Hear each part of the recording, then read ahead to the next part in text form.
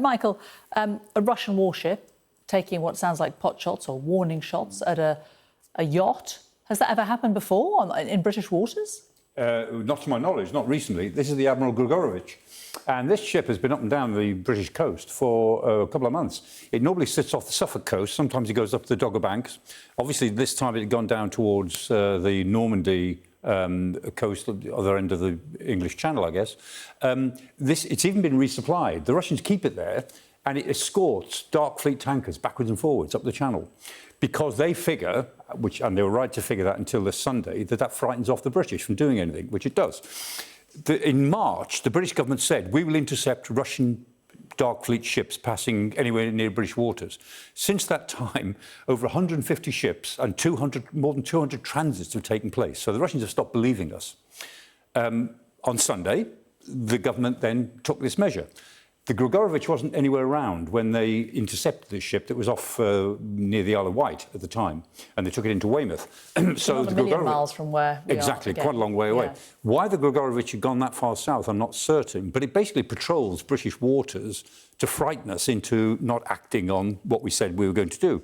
And this is the whole point. Having initiated this action now, we've got to be brave, because the next time we do it, the Russians will be prepared to try to frighten us off. And so they say that they've got armed men on board some of these Dark Fleet tankers, which they have, although some of the security men don't seem to be armed. So they seem to have Wagner Group, mercenaries on board some of these tankers. Some are armed, some are not.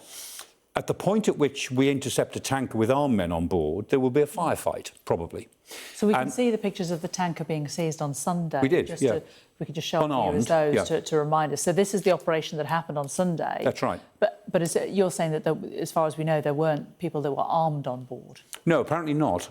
And what the MOD did, they got the HMS Sutherland, which is Type 23 frigate, which is very important, as a good, powerful warship, thankfully, was available, and the Ledbury, which is just a mine countermeasure ship, that adds almost nothing, to be honest, a couple of machine guns, and that's it. But they had a couple of ships near, and then the helicopters, the Wildcat helicopters, and the Chinook, and the Merlin. So they were able to drop Marines onto the ship. They took over the ship, all very peaceful. It was easy, and NCA, National Crime Agency people, because if they're going to arrest anyone, the military can't arrest anyone. They can hold them at gunpoint, but to arrest anyone, you've got to have a crime agency officer on board. You need the police there to make an arrest, and they arrested the captain.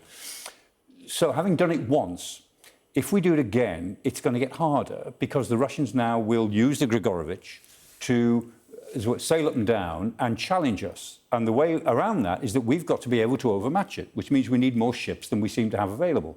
If the Grigorovich is quite a powerful frigate, used to be in the Black Sea Fleet, if we're going to match the Grigorovich, we've got to overmatch it with at least two Type 23s, which I don't think we've got available, or a Type 45 destroyer, and we've only got two in the water, and one of them's in the North Atlantic and one's in the Gulf, so we haven't got any of those. It's interesting to work out how we would do this. Because, as I say, until now, the Grigorovich has acted as a deterrent to us being brave enough to try what we said we were going to do in March. Why the Grigorovich might have fired on a yacht, unless they just want to make a point and just, again, frighten everybody, that's possible.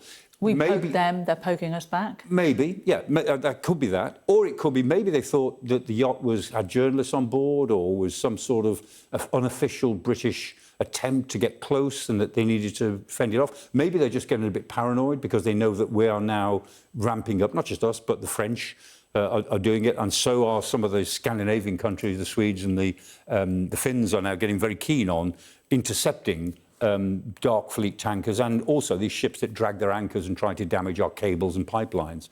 So it's been going for 4 or 5 years, this campaign. And in this year, the Western allies have now said we're going to stop these Dark Fleet tankers. At any given time, there's anything from 400 to 1,400 of these Dark Fleet tankers operating around the world, and they're keeping Russia going by taking sanctioned oil all over the world, being sold at below market prices because it's illegal oil. But nevertheless, the tankers are very important to the Russians. It keeps their economy going.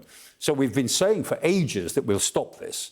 And on Sunday, we took a small step to stop one tanker. And the first time is relatively easy. The second, third time would be tougher. And the Grigorovich is the ship that the Russians think is going to deter us from trying again.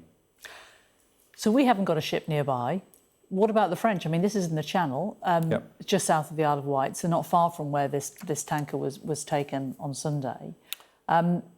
Is that a possibility? Yes. You know, I mean, I don't know if it's in our waters, French waters, international waters, the Channel? In theory, I don't know where the Sutherland is at the moment, the frigate, the Type 23 that we used on Sunday, but it can't be far away since it was there on Sunday. So it's got to be available to get back into that area if it's somewhere around the south coast. And the French have got available frigates. I mean, they've used them. They've got frigates in Toulon because they got to Cyprus a lot quicker than we did. When the Iranians sent drones against Akrotiri in Cyprus. So, I mean, they could certainly get frigates into that area. So with our allies, there's no question we could overmatch anything the Russians could put up to defend one of their Dark Fleet tankers. My understanding is the British always said, when we do one of these operations, it has to be a sovereign operation. It has to be us alone. I mean, the French were helping in this case with some surveillance and helicopters, but we have to be seen to take the major role when we do it. And we chose to do it on Sunday, having missed or not taken a lot of other chances that have come up in the last 2 or 3 months. Why we chose Sunday, we can guess. We can speculate as to why the government wanted to make a big statement on defence policy on Sunday after the resignations on Friday and Saturday. Maybe not. But the fact is that with the Allies together can do this if they coordinate and make a policy of intercepting Dark Fleet tankers. Now, it won't stop them running because the tankers will then go the long way round. Then they have to go another 500 or 600 miles out into the Atlantic. They have to go into rough waters. And these big tankers, which are rust buckets, I mean, most of them are barely seaworthy. And in difficult Atlantic waters, there is always a danger that they just won't make it. And so it's difficult. And what you're trying to do is get to the owners. I mean, the owners of these tankers are mainly in China, in the United Arab Emirates, a lot of them are in Hong Kong and in Russia. So there's groups of owners, and they change the ownership around these tankers. They sometimes change their flags of convenience 3 times in a single voyage, which is illegal. But they do it, and there's been a great network of these things. And only when the owners realise that they will lose the tanker, it'll be taken into Weymouth, and there'll be 5 years of argument about what we do with it. And you'll lose the oil on the tanker. We'll pump it out and give it to the Ukrainians, whatever. When they realise that the tankers could be picked off, I mean, more or less at will, if we get to that situation, then there'll be far fewer tanker owners willing to put their expensive tankers on the line. Even though they're rust buckets, they're still worth millions and millions of pounds or dollars. And they won't then use them as Dark Fleet tankers if they think that the Dark Fleet really is being targeted.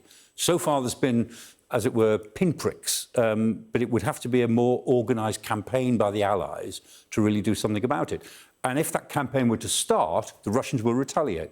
So we are moving towards, as I've been saying for 18 months or so now, we are moving towards some quite serious incidents at sea between the Western Allies and the Russians. We had John Healey giving his resignation speech in the House of Commons just a couple of hours ago. And in that speech, he said how much the threats have changed over the last few years, and that all the government assessment and NATO says we must prepare for war with Russia within 5 years. I mean, yes. Is this how this kind of war starts? Yes. Well, I'm sure that the Russians are on a road to military confrontation with us, and they're pushing to see how much they can do before we dig our toes in and say no more. And when they look at our pipelines and our cables, maybe our cables are 90% secure, but the Russians are looking for the 10% that aren't secure. They're looking for the vulnerabilities, because the moment that we deploy our major forces towards some great crisis in the Baltic states, say in 2028 or 2029 with the Russians, the week that we deploy forces, our health service records will all go crazy. Airports will close because the air traffic control system has been messed up. Our internet system will start to go down. We won't be able, payment systems won't work. The Russians have got a whole series of levers that they've been working on for years, and we don't know how effective they've been, but they'll pull all the levers in the week that we deploy forces in order to give the government a series of domestic crises to deal with when they're trying to do something in the foreign field. That's Russian thinking. It goes back a long, long way. They've been working on preparing all these levers that they can pull for a very long time. We've been trying to stop them and understand what they're doing. We don't know how good we've been at preventing this or building in resilience. We won't know until it happens. But when it happens, that's what their strategy is designed to try to do.